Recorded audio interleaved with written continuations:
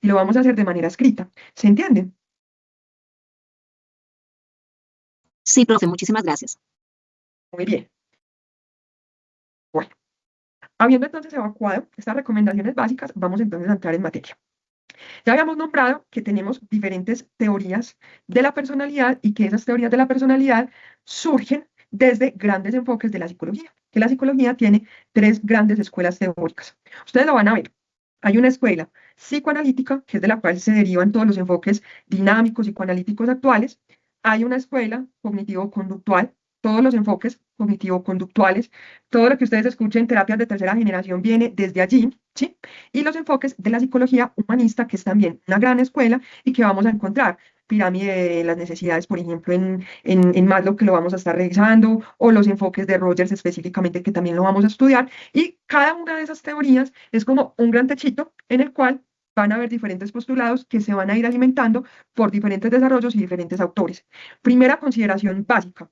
No cualquier postulado que busque explicarme por qué las personas se comportan como lo hacen es una teoría de la personalidad. Para que sea una teoría de la personalidad, debe cumplir con unas características muy básicas y concretas. ¿Cuáles son?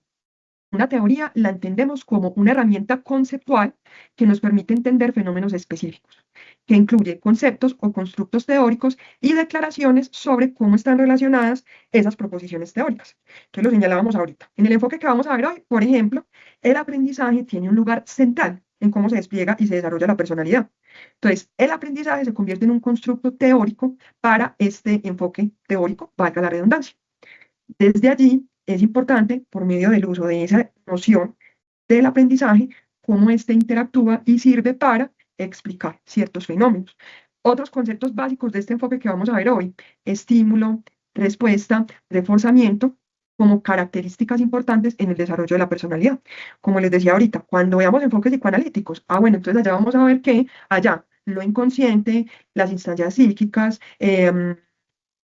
la pulsión, el desarrollo psicosexual o psicosocial son constructos teóricos que se relacionan entre sí. Y lo mismo va a pasar con los humanistas. Entonces ya nos van a hablar de la autorrealización, las necesidades, la motivación, la metamotivación, y siendo esas palabras constructos fundamentales, ¿cómo interactúan? ¿Para qué?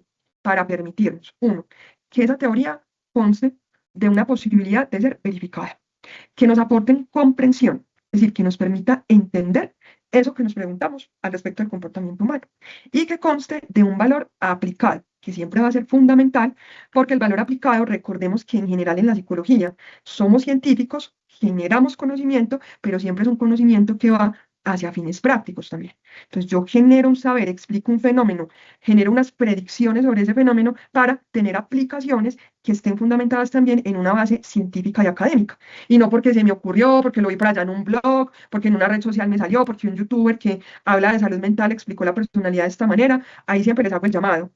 Nosotros somos científicos, chicas y chicos. Nosotros nos enfocamos en conocimiento que ha sido validado por medio de investigación, que es verificado. Que exista una teoría que es tan grande, que tiene un montón de subdesarrollos, es un indicador de que no solo una persona se le ocurrió, amaneció inspirada un día y dijo, fue pucha, esto es así, sino que una cantidad de personas se dedicaron a estudiar, investigar, experimentar, generar pruebas, validar en contextos reales, y a partir de ahí podernos decir, venga, esto es así. Entonces, cuando ustedes vean, por favor, ustedes son psicólogas y psicólogos en formación, que esta pruebita de personalidad que me salió en una red social, que me va a indagar según lo que yo vea en una imagen, qué tipo de personalidad tengo, ojo, eso no es científico académico. Que voy a buscar porque voy a hacer un trabajo en el curso de teorías de la personalidad, entonces me encontré por allí una pruebita, pero entonces no sé quién es el autor, no sé bajo qué constructo se orienta, no sé qué me está midiendo, no. Siempre, siempre, siempre nos orientamos en producción científica que ha pasado por un proceso de experimentación, de validación, de constatación, incluso a veces de ser falseado o de ser refutado por otros autores, y eso es precisamente lo que le da a nuestra profesión una credibilidad de que nosotros sabemos lo que estamos haciendo y de que nosotros no vamos a improvisar con un proceso de intervención o de acompañamiento, y de que nosotros siempre vamos a optar por aplicar el procedimiento, la intervención, la evaluación que nos garantiza a nosotros el mejor resultado en beneficencia de las personas y grupos con los que vamos a trabajar. Entonces, esto de las teorías es imprescindible que lo tengamos en cuenta. No toda noción, no toda explicación va a ser una teoría de la personalidad. Todo lo que vamos a ver a partir de acá en el curso viene de unas escuelas, de unos autores, de unas aplicaciones, de unas revisiones que nos permiten decir, esto es un desarrollo serio, académico y ha permitido unos resultados. ¿En qué nos vamos a fijar siempre? Que las teorías tengan un objeto de estudio específico, que tengan procesos de sistematización y coherencia interna. La coherencia interna es de lo que les hablé ahorita. Si yo estoy postulando en mi teoría que el despliegue del comportamiento del ser humano responde a principios inconscientes, pues yo no puedo entrar a decir que el yo es el único implicado en la toma de decisiones, porque eso es inconsistente, eso no tiene coherencia realmente. Eso es importante pesquisarlo en el estudio, ¿sí? Fundamentada en evidencia empírica y o clínica. Ya hablamos por qué. Capacidad explicativa. Me permite entender qué sucede. Y recuerden que siempre que usamos una teoría de la personalidad, la usamos para comprender a la persona o al grupo con el cual estamos trabajando. Y en esa medida nos permite comprensión. Yo siempre les digo, cuando hacemos, por ejemplo, un proceso de evaluación clínica, nosotros encontramos que necesitamos un conocimiento que vamos a tener de base, porque somos científicas, porque somos psicólogas y psicólogos, vamos a tener ese conocimiento, vamos a tener otro conocimiento fundamental, que es lo que nos trae el paciente, y a partir de ahí vamos a conjugar esos dos saberes para desarrollar un proceso de intervención, porque no puedo solamente orientarme en lo que me enseñó la academia, porque ese paciente tiene una historia, tiene constituidas unas percepciones sobre sí mismo y sobre los otros, tiene una personalidad, y en tanto yo puedo desde la teoría entender esto que el otro me trae, es desde donde yo me puedo autorizar para decir, voy a intervenir de esta manera.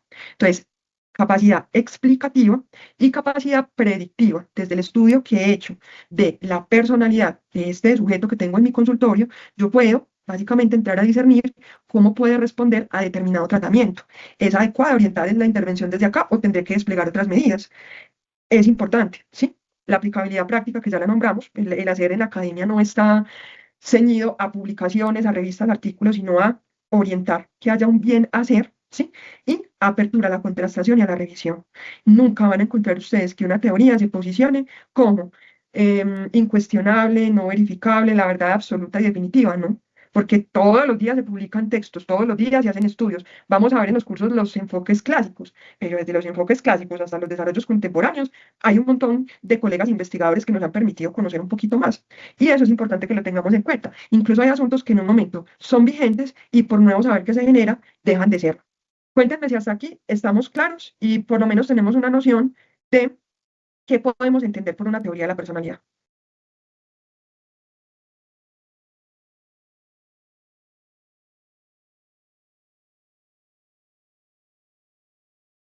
Jonathan, adelante. Profe, buenas noches. Bueno, viendo acá un poquito de lo que nos está hablando sobre la teoría de la personalidad, veo que Freud pues, es como uno de los mayores exponentes. Ahora, pues no sé si me saco un poco del tema. En otra clase estamos viendo Skinner, donde habla teoría de la personalidad, pero pues es totalmente diferente a lo que habla Freud. ¿Cómo podemos, mm, no sé cómo explicarlo, poder explicar en algún momento con un paciente y no caer como en el solipsismo de solo irnos a Skinner o solo estar en Freud? ¿Sí me hago entender? Esa es una muy buena pregunta. A ver, vamos a hacer algo. En el desarrollo que vamos a hacer en el curso, vamos a ver todas las perspectivas, ¿cierto? Todas las perspectivas. ¿Qué pasa? Es que ni siquiera yo puedo decir que, a ver cómo les expreso esto. Miren, hoy vamos a empezar a hablar de esos enfoques cognitivos y conductuales que tienen unas premisas interesantísimas, ¿cierto? En la próxima clase vamos a hablar de enfoques psicoanalíticos y en la siguiente vamos a hablar de tercera fuerza, que son los humanistas. Me interesa que ustedes vayan ahí comprendiendo por qué. Skinner, Pavlov, Miller, los autores que vamos a ver ahorita, tienen una postura que los psicoanalíticos vienen y dicen, venga, que es que eso no es así. El comportamiento humano está regido por estos principios y hay todo un desarrollo teórico. Y después, más adelante, van a llegar los humanistas y van a decir, no, no, no, qué pena conductistas, qué pena psicoanalistas, pero es que ustedes son muy reduccionistas del ser humano. El ser humano, venga, que es que hay que mirarlo de una manera integrativa, que hay que mirarlo de un enfoque positivo, porque es que ustedes todo lo ven como psicopatología y ustedes no hacen sino pensar en la enfermedad mental y el ser humano es mucho más que eso.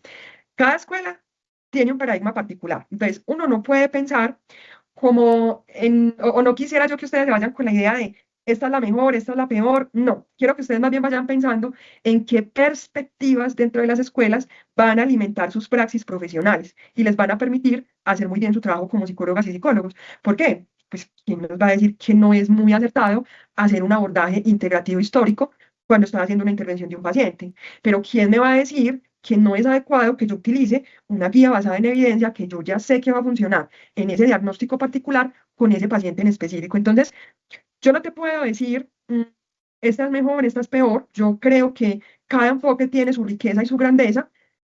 Yo quisiera que retomen lo que más les termine llamando la atención para enriquecerse ustedes también, ¿cierto? No peleemos, no lo pongamos en contrapuntear una noción a otra porque son muy distintas. Y también les cuento cuál es la tendencia contemporánea a tener enfoques muy integrativos desde lo teórico, considerar aspectos conscientes, inconscientes de autorrealización, de procesos de aprendizaje, de modificación conductual. Vamos viendo cada vez más, yo no sé si en algún momento nosotros en psicología lleguemos a un punto completo de integración teórica, pero siento que hacia allá nos movemos y no está mal, ¿sí? Entonces, es lo que te puedo como nombrar a partir de esa pregunta que haces, Jonathan. Yo no sé si te clarifiqué o te enredé peor la pita. No, sí, profe, no, obviamente entiendo que tenemos que ir estudiando todos los enfoques, pues para lo que decía la profesora ahorita, mira, por cuál creo yo nos podemos ir por esa corriente psicológica, quiero decir. Pero sí me causa mucha curiosidad porque pues, hay mucho choque entre Freud y entre Skinner, donde dice que lo mental, pues obviamente no define la conducta de una persona, sino el comportamiento o em, ¿cómo lo digo? La forma en cómo se relaciona. Entonces, Ujú. es interesante. Pero sí, Sí, profe, gracias. es muy interesante y vamos a ver en estas sesiones que, como les digo, o sea, siempre hay una aportación adicional y yo, como les digo, siento que eso, que de pronto uno puede pensar como una confrontación irreconciliable, lo que nos permite hoy es retomar lo que nos vaya permitiendo mayor comprensión sobre lo humano, que finalmente está allí y que vamos a ver que hay asuntos que son muy similares entre los abordajes. Vamos a darle la palabra a Jamie, adelante Jamie para que continuemos. Profe, buenas noches.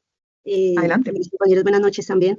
Mi profe quería preguntar, es que bueno, lo estoy intentando comprender y asimilar porque es difícil, digamos, cuando se lee y para uno es chévere lo que uno lee y escucha y asimismo uno va criticando cada acción, digamos, cada teoría y cada postura. Ujú. Yo pienso que a veces he intentado aplicarlos y me doy cuenta que ya, no sé si es genéticamente, mecánicamente o por educación o ambiente, tengo unas conductas que obedecen a unos enfoques en específicos, como el conductivismo, porque aunque uno no quiera hacerlo, lo hace y efectúa lo que uno quiere que pase con la conducta de la persona. Quiero saber si hay nuevas investigaciones de acuerdo a las nuevas tendencias y desarrollos, viendo que, digamos, la teoría de las conductas, o sea, yo pienso que abarcan mucho, pero también tenemos que asimilar las nuevas formas de pensar, de construir y cómo nosotros desde nuestro rol, desde nuestro punto de aquí a mañana, vamos a crear una conducta que queramos que suceda. Entonces, desde ahí pienso que sería bueno saber cuáles son las últimas investigaciones que se han realizado en este tema. Gracias, mi Bueno, profe. cuando estamos situados, pues ya vamos a entender por qué en el momento actual de los enfoques cognitivos conductuales hay una pregunta abierta súper valiosa y ¿es la conducta la que modifica el pensamiento o es el pensamiento el que modifica la conducta? Y desde ahí aparecen desarrollos terapéuticos, muchos, interesantísimos también, por ejemplo, terapias de activación conductual que invierten el esquema clásico, pensamiento, acción, para determinar acción, pensamiento, ¿cierto? ¿Qué es lo más contemporáneo en tanto a nociones de personalidad? Una evolución supremamente amplia de las teorías de los rasgos, porque entonces ya tenemos, por ejemplo, el modelo de los grandes cinco, el hexaco, que se han convertido en nociones categóricas de estructuras de la personalidad que trascienden cultura, grupos humanos, que se convierten en características, aunque esos enfoques no constan de un desarrollo de la personalidad, por ejemplo, en etapas evolutivas y demás, sí tienden desde modelos lingüísticos a brindar unas nociones explicativas que se vuelven universales y que nos dan una comprensión muy amplia desde allí. Hay enfoques evolutivos de la personalidad, que entonces ya nos dicen, venga, es que lo que entra en juego en el desarrollo de la personalidad tiene que ver con las actitudes, los hábitos y los rasgos que son más adaptativos.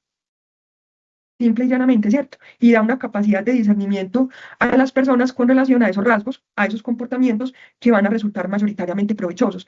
Si nos da tiempo, en el módulo intentamos por lo menos dar una pinceladita de esos enfoques contemporáneos, pero en general integran asuntos de lo que en estas clases vamos a ver que está bastante diferenciado. Entonces, ahora, ya ahorita Jonathan nos decía, bueno, nosotros ya hemos visto entonces que nos planteó Skinner, de dónde surge el proceso conductista. Ah, bueno, pero antes de eso, Jenny, te di respuesta.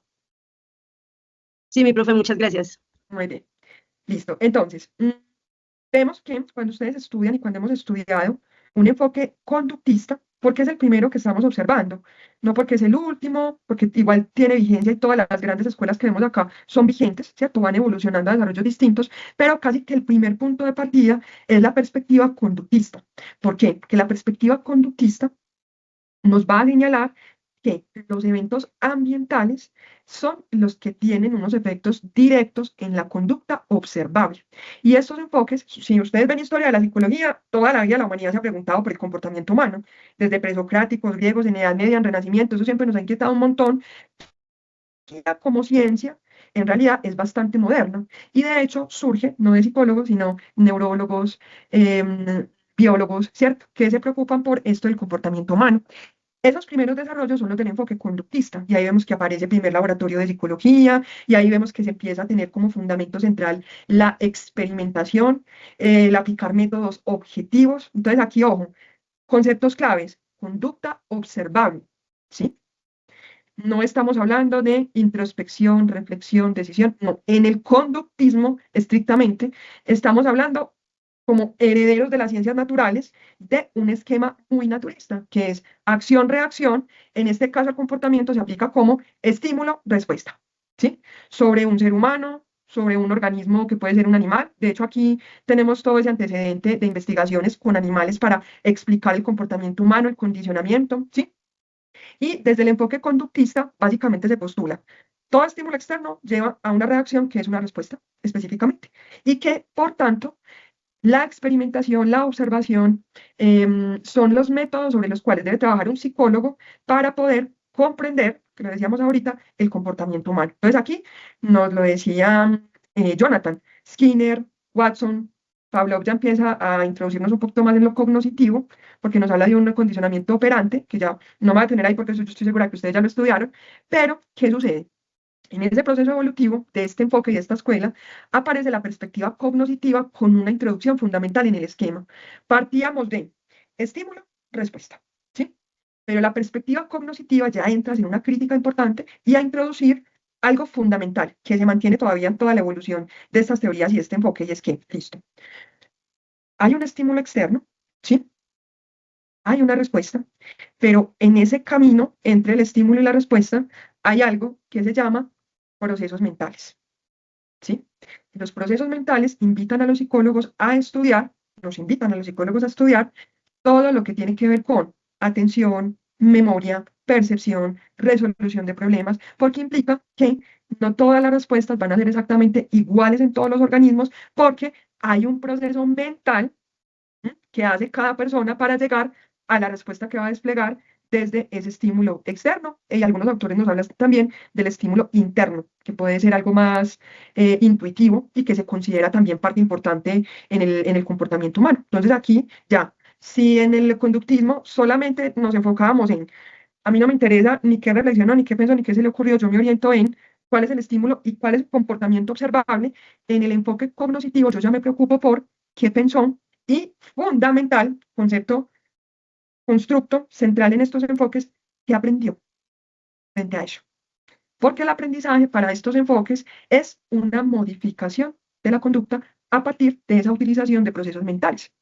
Entonces, en esa medida, la evolución de este enfoque se va hacia el análisis cognitivo, ¿sí? Y como les decía ahorita, entonces hay unas terapias de primera generación que están mucho más enfocadas en componentes conductuales, extinguir, mantener, reforzar determinados comportamientos. Una segunda generación que está mucho más enfocada en lo cognitivo, porque entonces según lo que usted piensa del mundo es que usted se va a comportar, y miren que eso tiene mucho sentido. Y la tercera generación, que es donde ya empezamos también ahí como a hacernos esa pregunta que fue primero, porque en las terapias de tercera generación tenemos tanto terapias conductuales, en donde se empieza a identificar también que ciertas conductas pueden modificar la cognición asociada, o que modificar ciertas cogniciones, pues finalmente también van a modificar ciertas conductas. Un ejemplo muy concreto, terapias de activación conductual en personas que están deprimidas crónicamente. La evidencia ha mostrado que funcionan, ¿cierto? Y entonces el enfoque no está en modificar la distorsión que te hace pensar que eres incapaz, que no vale la pena, que no te interesa, sino la activación conductual te va permitiendo saber que si estás en capacidad de salir a caminar todos los días en la mañana, ocuparte, no sé, de cuidar a una mascota específicamente, y a partir de ahí modificar ese pensamiento o esa respuesta automática frente a tu propia incapacidad. Entonces, la base fundamental de estas teorías está puesta en esa interacción, contexto, proceso psicológico, proceso mental, y a partir de allí el despliegue de unos comportamientos específicos. Entonces, el desarrollo de la personalidad, según estos enfoques, precisamente parte mucho de lo que se aprende y de cómo una persona va incorporando un repertorio de respuestas que son provechosas o no tan provechosas o tal vez recompensadas en su entorno o no tanto. Entonces, autores fundamentales que tenemos acá, Dollar y Miller, quienes nos explican la personalidad a partir de la interacción entre hábitos, instintos y procesos de aprendizaje. ¿Qué es lo primero que nos van a decir estos autores? Que mucho del comportamiento humano está predefinido, lo cual no es distante, miren la consistencia interna en las teorías determinadas por el ambiente, la interacción que se tiene con ese entorno social, natural, entre otros, ¿sí? A partir de allí, nos van a decir que la conducta, el comportamiento de los seres humanos y por ende muchos rasgos y aspectos definitorios de su personalidad van a darse a partir de esa interacción entre los estímulos externos, ¿cierto? Las respuestas que también son observables a partir de allí y cómo esos hábitos o esos instintos pueden ser modificados mediante el proceso de aprendizaje, ¿sí? Recuerden que aquí el aprendizaje implica una modificación conductual. El esquema que ellos nos plantean de ese proceso de estímulo y respuesta, que se vuelve un proceso de aprendizaje, está determinado por unos conceptos importantes: los impulsos, los indicios, las respuestas y los reforzamientos en un encadenamiento. ¿Por qué? A un impulso que puede ser primario o secundario según su origen. Primario cuando proviene de mi organismo, porque mi organismo puede tener unas necesidades básicas: alimentarse, tener resguardo, relacionarse con otros, ¿cierto? O secundarios cuando provienen del entorno social, ¿qué me demanda el entorno en el cual me desarrollo? A partir de ahí aparecerá un indicio que es una suerte de señal que me indica cuál es la respuesta que debo dar ante ese impulso, y a partir de ahí situemos en el indicio también los procesos mentales y a partir de ahí una respuesta particular, es decir, la acción, la conducta, el comportamiento que ejecuto frente a ese estímulo o a ese indicio particular. ¿Qué sucede? Según la conducta, el comportamiento, y dejémoslo en términos de la respuesta, que es el concepto que se mantiene dentro de estos enfoques, van a haber unas consecuencias que podrán ser positivas o podrán ser negativas. Repasen la postulación del condicionamiento operante. El condicionamiento operante es eso. Frente a qué tan beneficioso o no, el condicionamiento clásico no pasa porque haya una consideración sobre la recompensa. El operante sí. En tanto haya una mayor, digámoslo, posibilidad de consecuencias positivas, es más probable que algún tipo de respuesta se mantenga y se refuerce en el tiempo, ¿sí? Desde aquí vamos a ver que lo que determina que se sostenga en mayor medida o no ese reforzamiento va a tener que ver con unos conflictos que plantean estos autores con respecto a esas consecuencias de las acciones o de las respuestas específicamente, para que no nos enredemos. Entonces, ¿cuáles son esos conflictos? Por aproximación, aproximación, por aproximación, evitación y por evitación, evitación. Aproximación, aproximación. La persona debe elegir entre dos consecuencias positivas, ¿sí? Aproximación, evitación. Una misma situación podrá tener consecuencias positivas y consecuencias negativas. Hay un discernimiento a partir de allí. Evitación, evitación. Elegir entre dos consecuencias negativas. Y es a partir de ahí como hay una suerte de funcionamiento oportunista según esa aparición de consecuencias positivas o evitación de consecuencias negativas va a predeterminar el comportamiento de los seres humanos. ¿Hasta aquí está claro? ¿Vamos bien?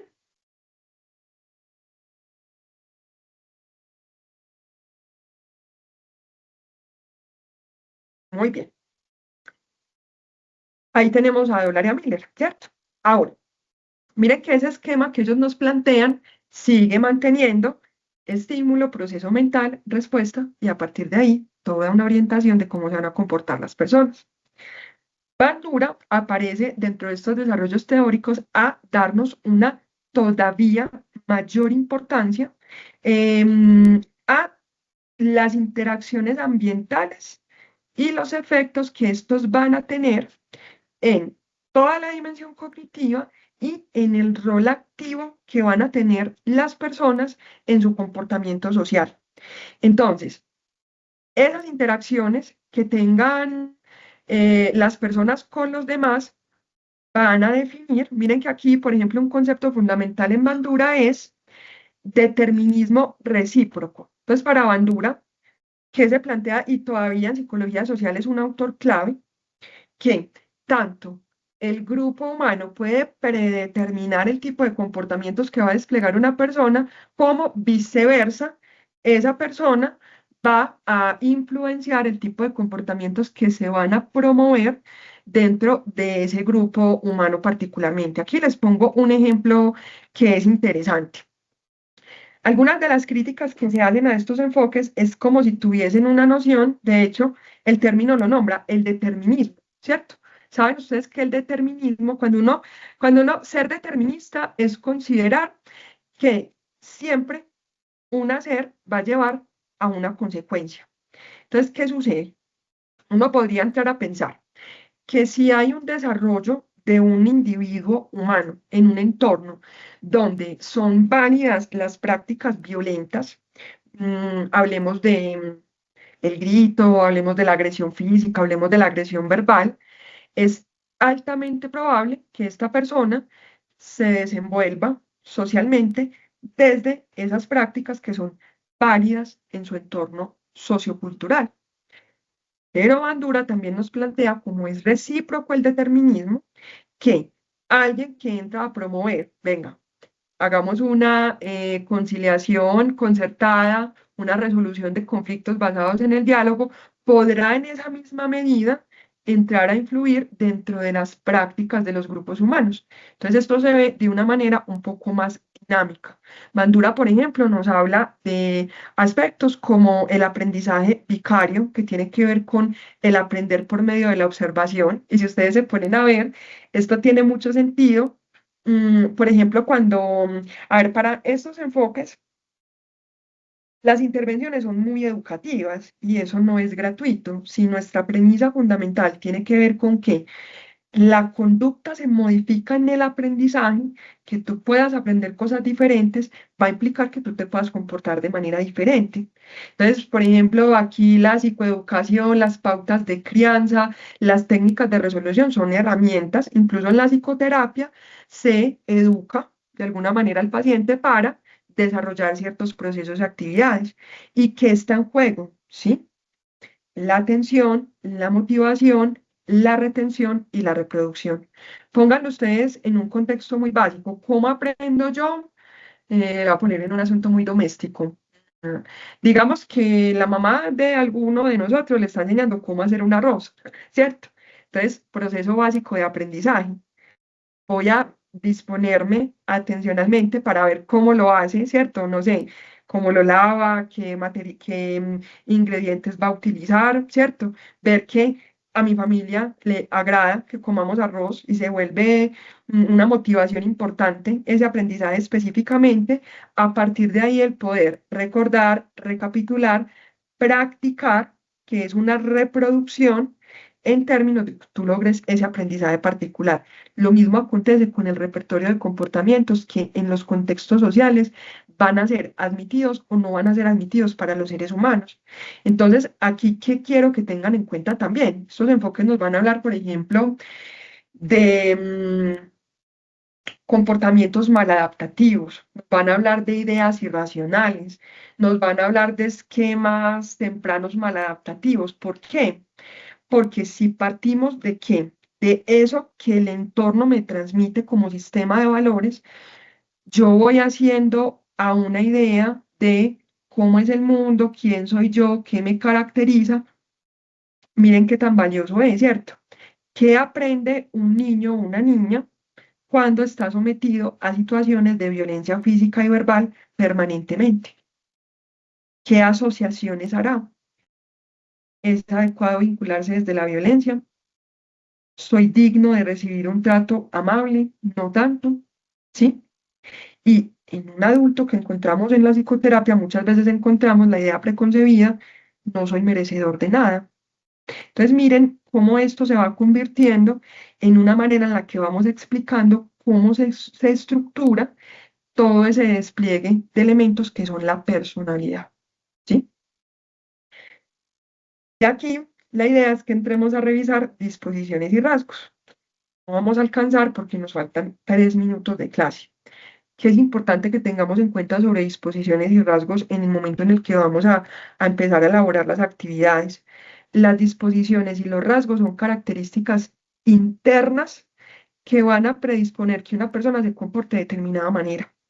Y unas son rasgos y otras son disposiciones.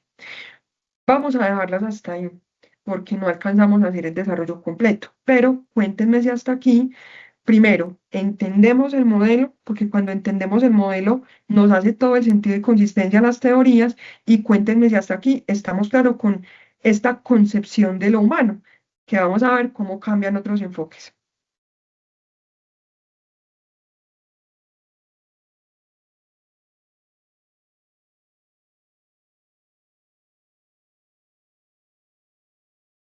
Lady, adelante. Creo que me suena mejor.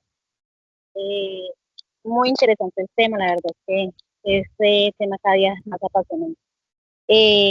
Yo tengo una experiencia de mi vida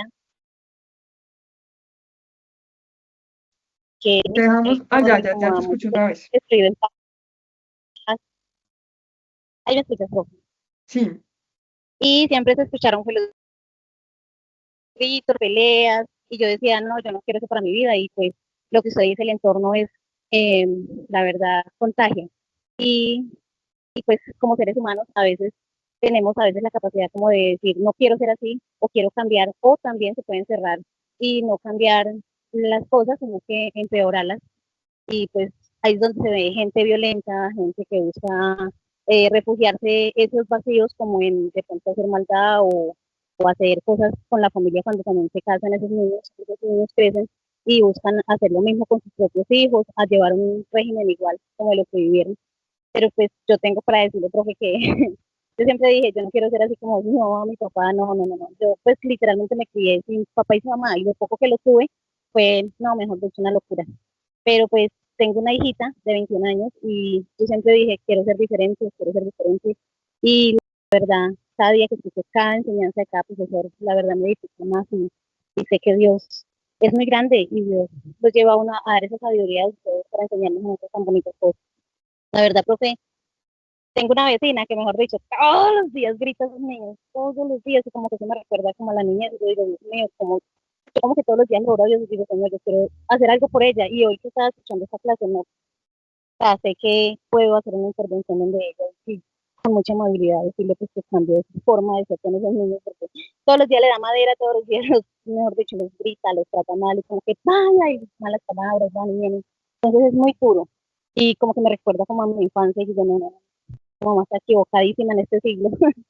Entonces, profe, no me encanta de verdad que Dios nos ayude a salir adelante con todo eso y que podamos ser unos grandes psicólogos para la humanidad.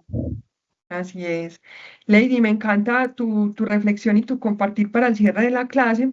Y ahí quiero puntualizar algo de lo que tú dijiste. Y es que crítica importante de estos enfoques es a veces pensar en que puedan ser muy deterministas, ¿cierto? Casi como que 1 más 1 da 2 en todos los casos. Hay también, y ahí hay otros enfoques que también nos van aportando comprensión porque no necesariamente todo ser humano que está en un entorno o con unos aprendizajes puntuales significa que no pueda cambiar. Y yo esta reflexión quiero que se la lleven en todo su ejercicio profesional en la psicología.